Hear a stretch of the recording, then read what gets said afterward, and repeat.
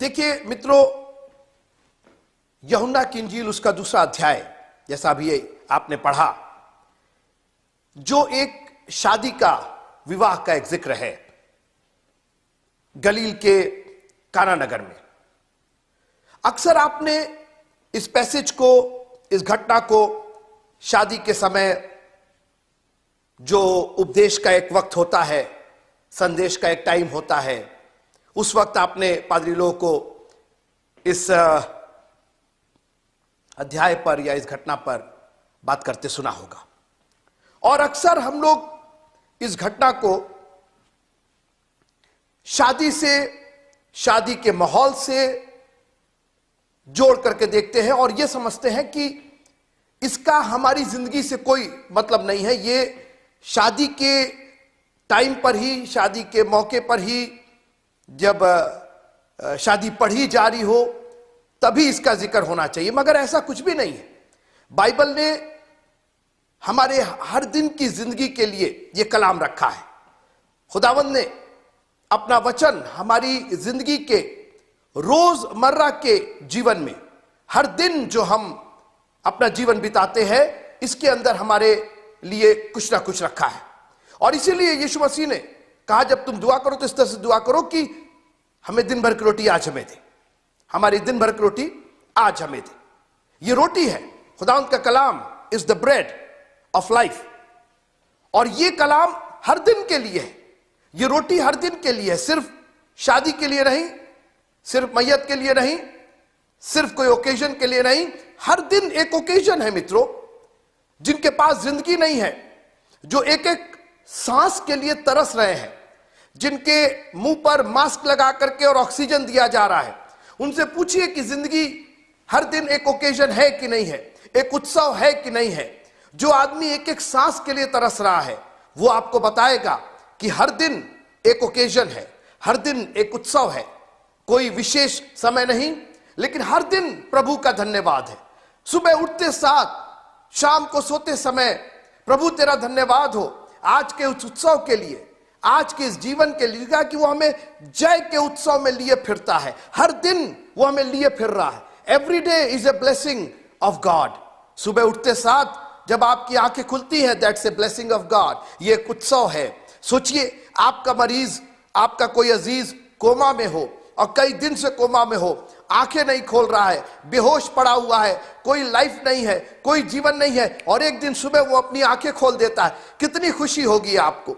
आप चिल्लाने लगेंगे, आप लोगों को बताएंगे, अरे भाई मेरे अजीज ने, मेरे जो प्रिय थे, उन्होंने आज आंखें खोल दी। 15 दिन से आंखें बंद थी, कोमा में थे, डॉक्टर्स का कहना था अब वो शायद कभी आंखें नहीं खोल पाएंगे, लेकिन आज उनकी आंखें खुल गई। मित्रों, क्या खुशी का दिन होगा।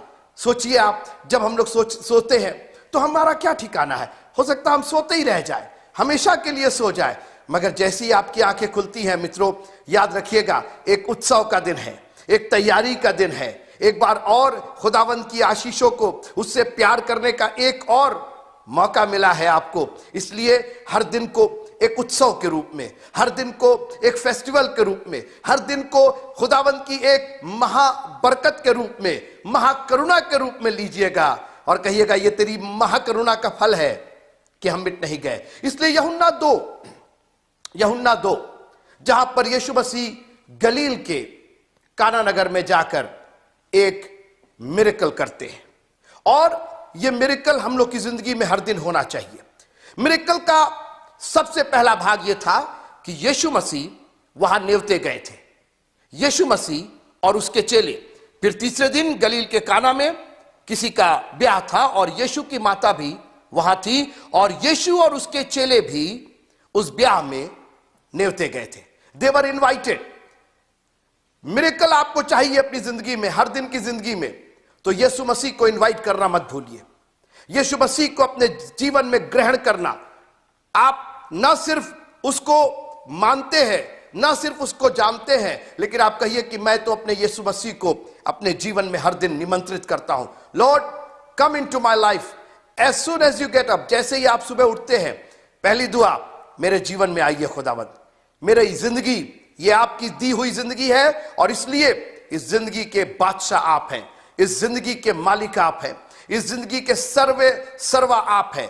ऑल इन ऑल, जैसे आपके बुलेटिन में लिखा रहता है, all in all is Jesus. यीशु मसीह ही हमारा सब कुछ है। और एक दिन आएगा, हर एक घुटना टिकेगा और हर जबान मानेगी कि यीशु ही प्रभु है। उसको प्रभु कह करके निमंत्रित कीजिए, इनवाइट कीजिए अपनी जिंदगी में।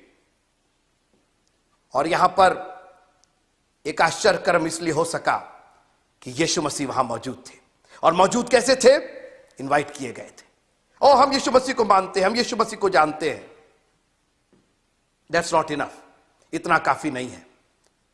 Call him into your life और कहिए, प्रभु आज मैं आपको निमंत्रित करता हूं। और जिनके जीवन में यीशु मसीह निमंत्रित है, जिनके घर में यीशु मसीह निमंत्रित है, जिनके परिवार में यीशु मसीह निमंत्रित है, जिनके दिल और दिमाग में यीशु मसीह निमंत्रित है, जिनके हृदय में यीशु मसीह निमंत्रित है, वहां तो फिर आश्चर्य कर्म होना ही होना है।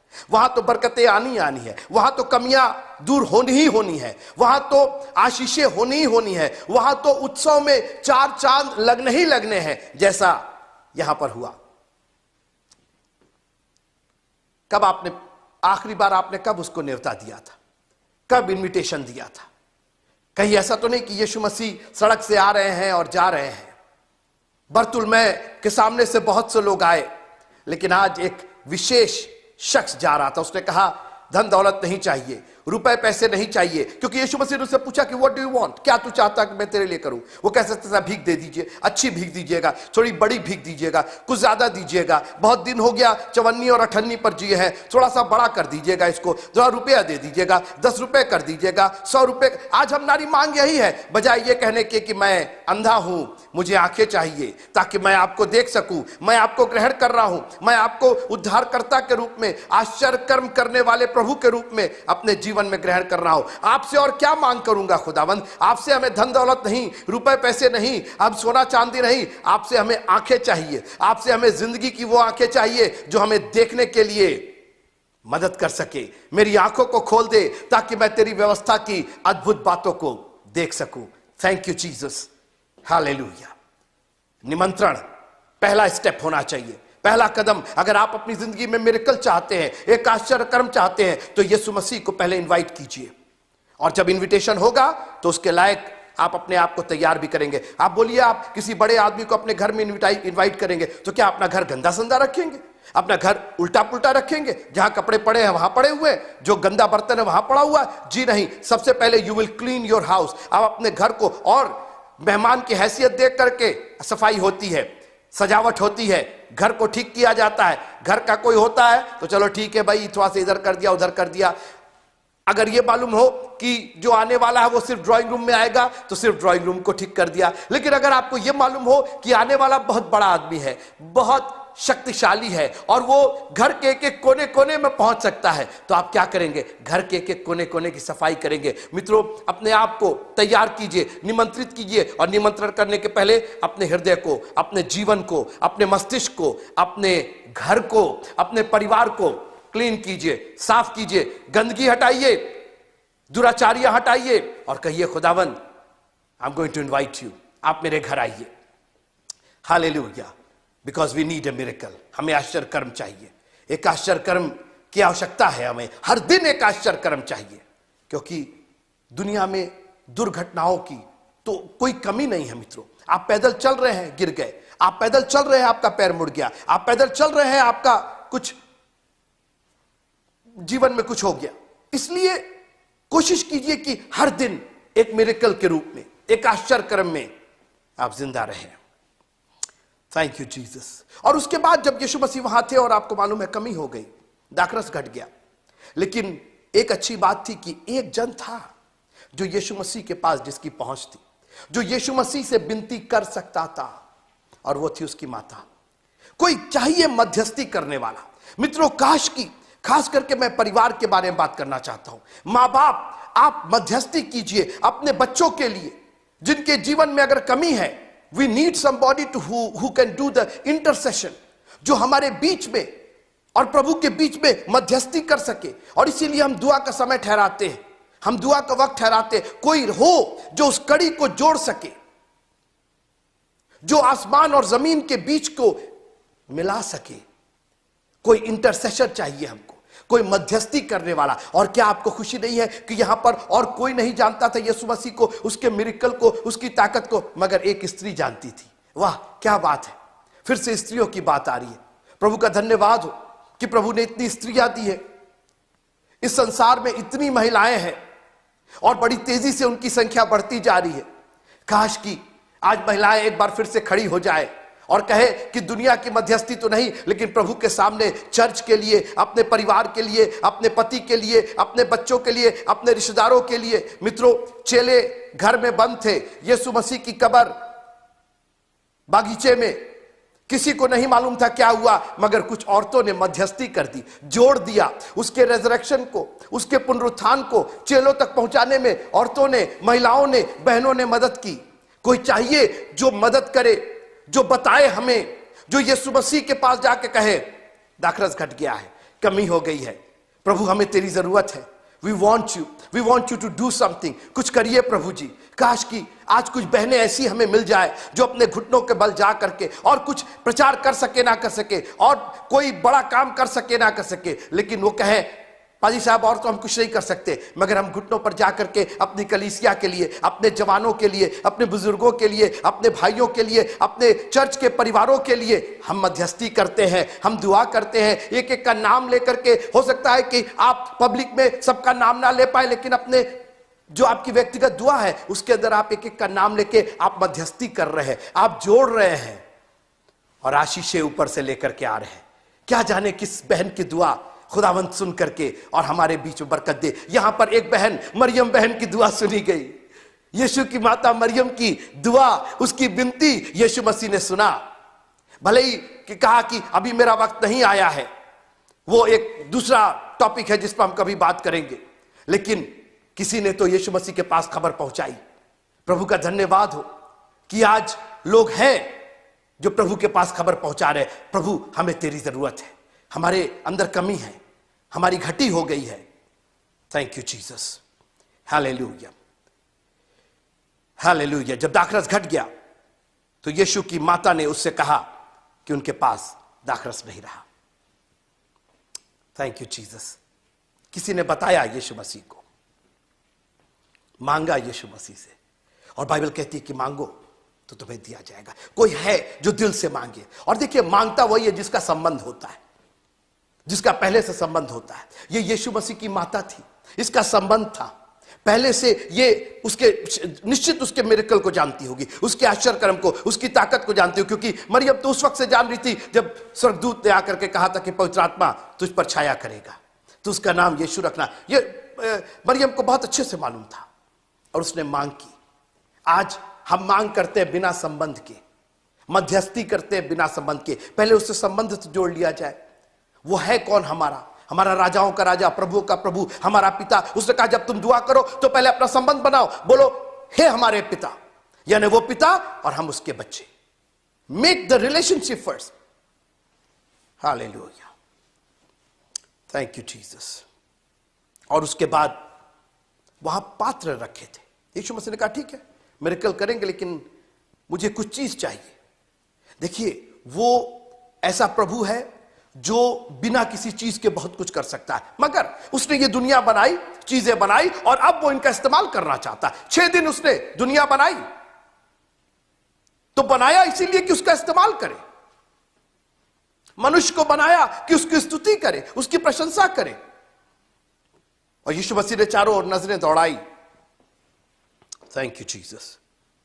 हाँ, लिखा हुआ है, सुनिएगा, वहां यहूदियों के शुद्ध करने की रीत के अनुसार पत्थर के 6 मटके धरे थे।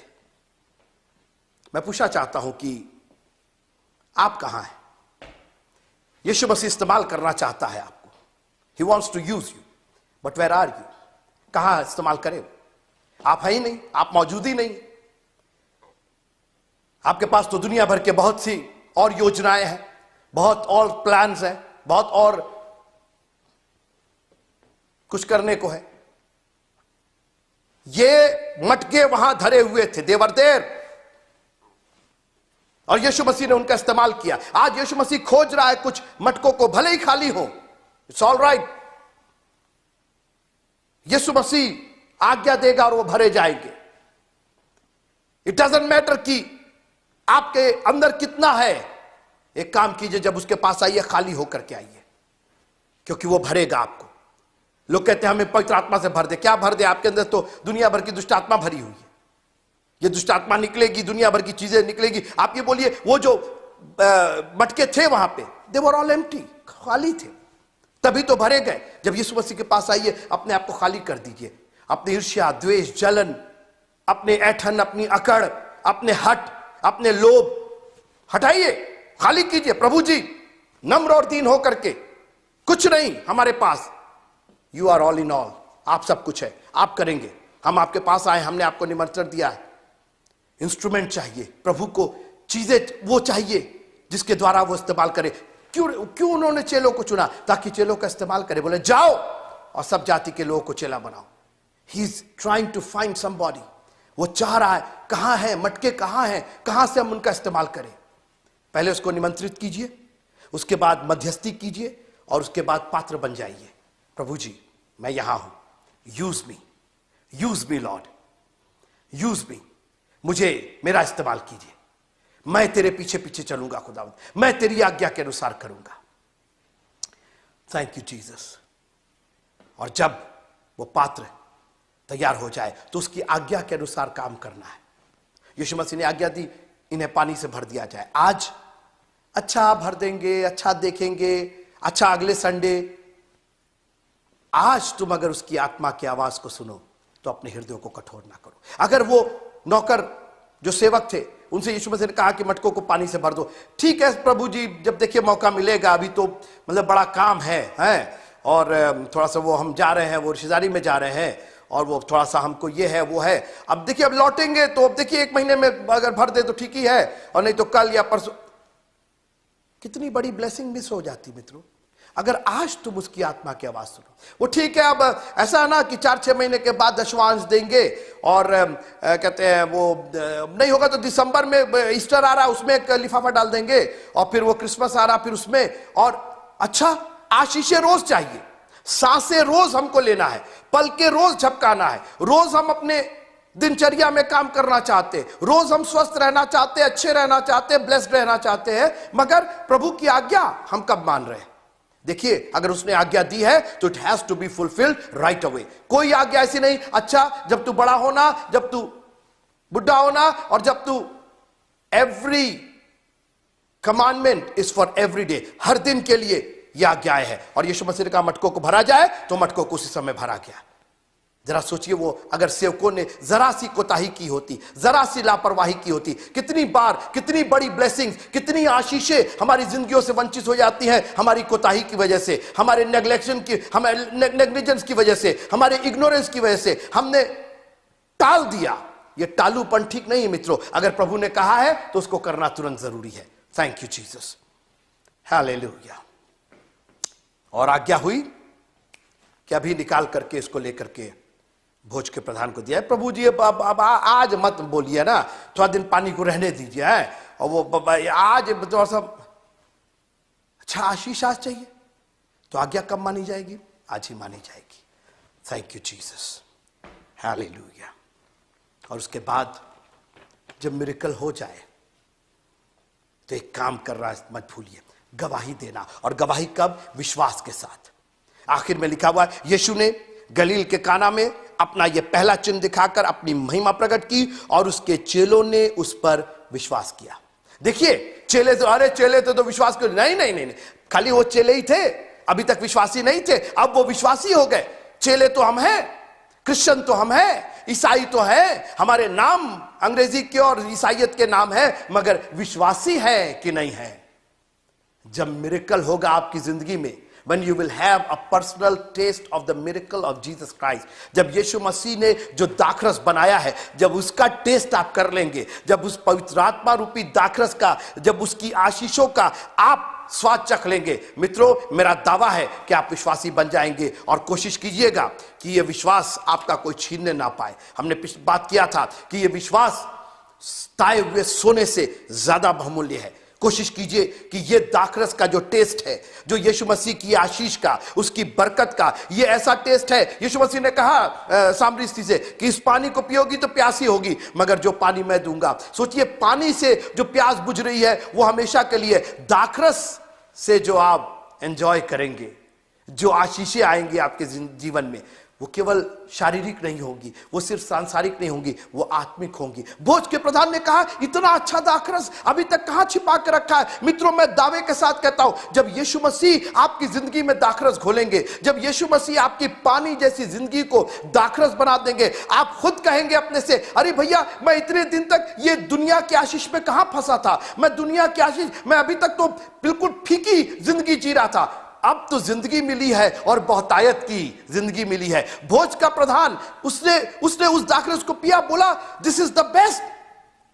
यीशु मसीह की आशीषें दी बेस्ट होती है, हमेशा उससे बढ़ करके कोई आशीष नहीं होती है। और जब वो आपके जीवन में मिरेकल करे तो एक काम कीजिए, विश्वासी बन जाइए और उस विश्वास को दुनिया में फैलाइए। जाओ और सब जाति के लोगों को चेला बनाओ। कब?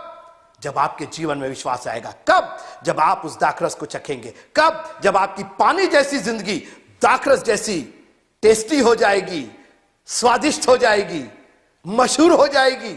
लोग उसको चखेंगे आपकी जिंदगी को और कहेंगे वाह, दिस इज द बेस्ट। प्रभु आप सबको बड़ी आशीष दे। इस पैसेज को 2 बार 3 बार पढ़िएगा, घर पर जाके पढ़िएगा। आप इग्नोर कर सकते हैं, आप नेग्लेक्ट कर सकते हैं, दुनिया में बहुत से काम है, भूल जाइएगा, चले जाइएगा, मगर आशीषें भी वैसी चली जाएंगी। अगर आप चाहते हैं कि आशीषें बराबर आपके जीवन में आती रहे तो एक काम कीजिए, उसको निमंत्रित कीजिए, मध्यस्थी कीजिए, उसकी आज्ञा का पालन कीजिए, एक पात्र बन जाइए। और जब आपकी जिंदगी में दाखरस घुल जाए तो विश्वासी बन के दुनिया को विश्वास की का उदाहरण दीजिए, एग्जाम्पल दीजिए अपने जीवन से। प्रभु आप सबको बहुत बहुत बहुत बहुत बहुत बहुत आशीष दे। जय मसीह की।